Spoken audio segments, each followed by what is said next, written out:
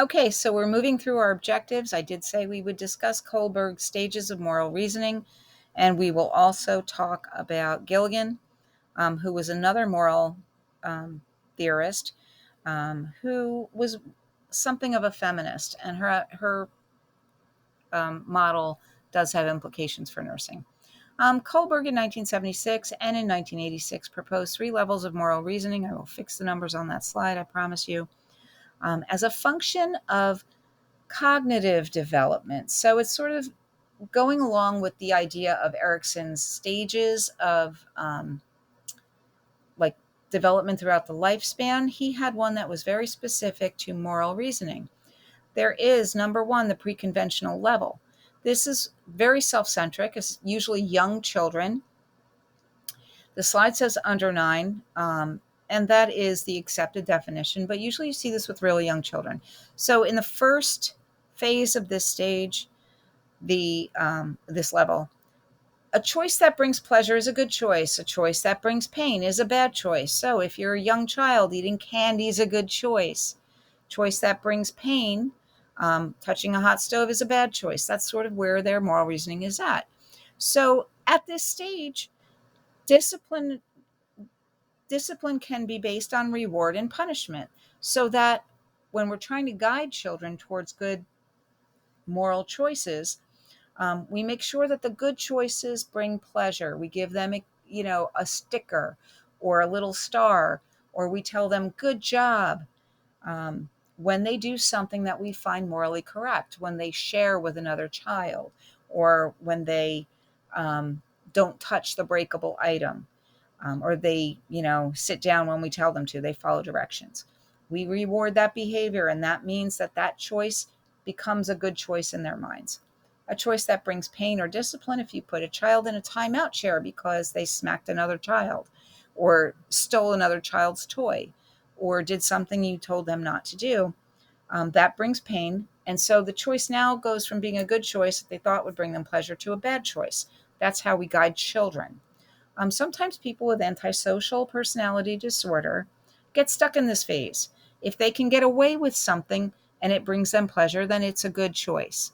If they get punished for something and they can't get away with it, then it's a bad choice. But there's really no moral reasoning to it.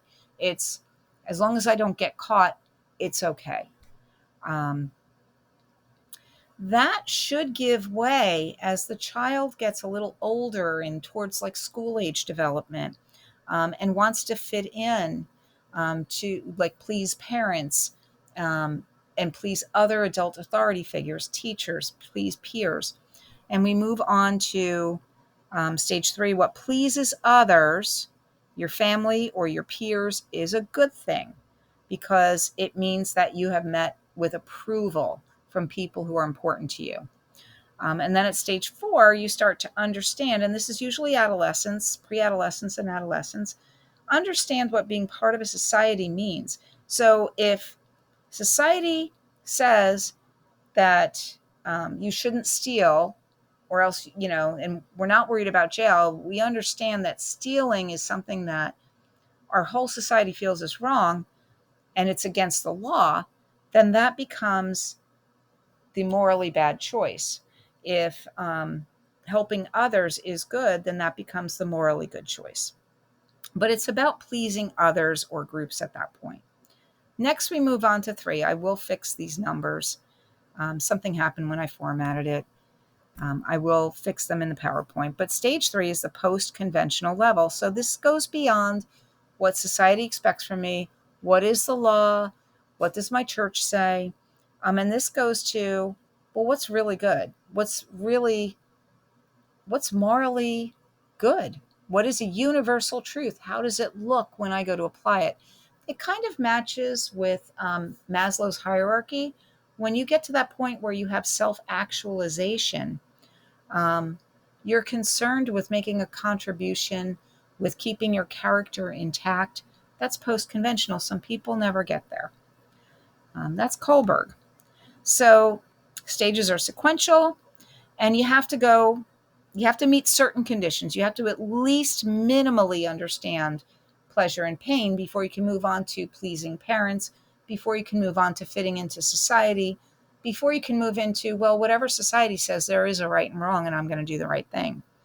And that's mediated by a person's intellect. They're also products of their social environment.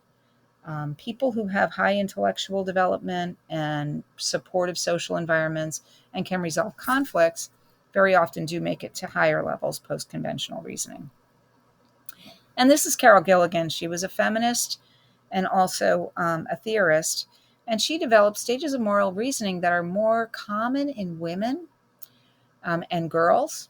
And she said, that's great, Kohlberg, but it doesn't address the complexity of the role that women play in their relationships.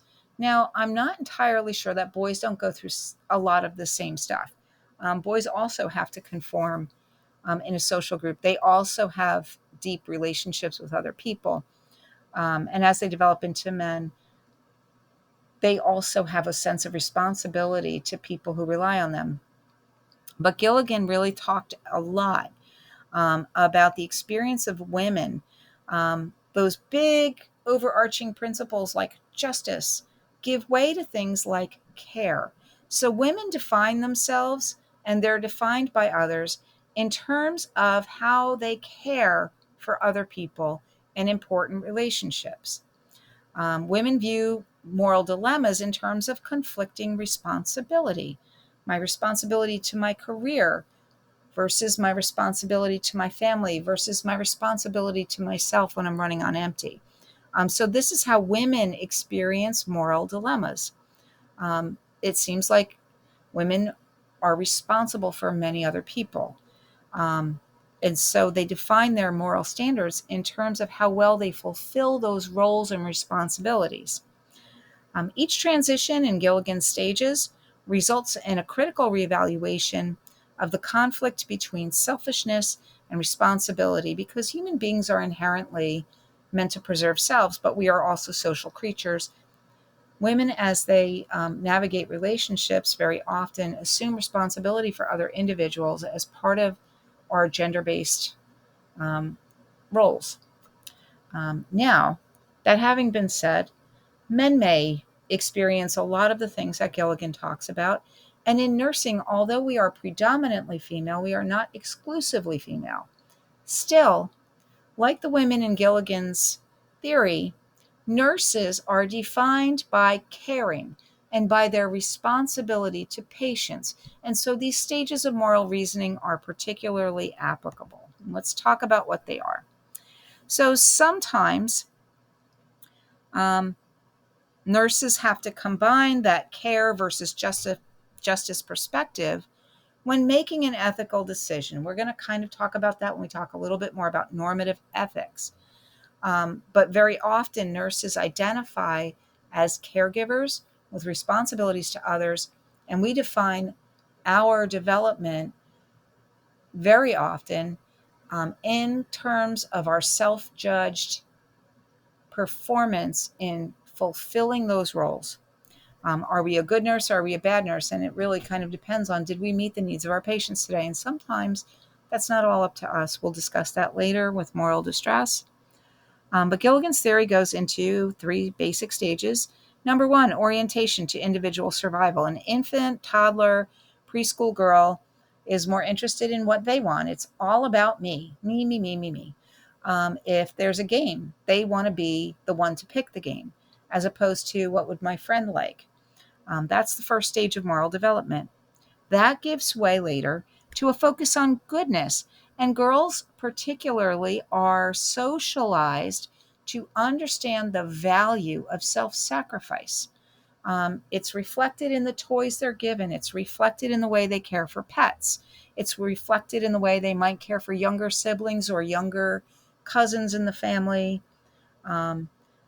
As girls grow, they are sort of indoctrinated with this value of self-sacrifice. So they have to learn to reevaluate that balance between selfishness and responsibility.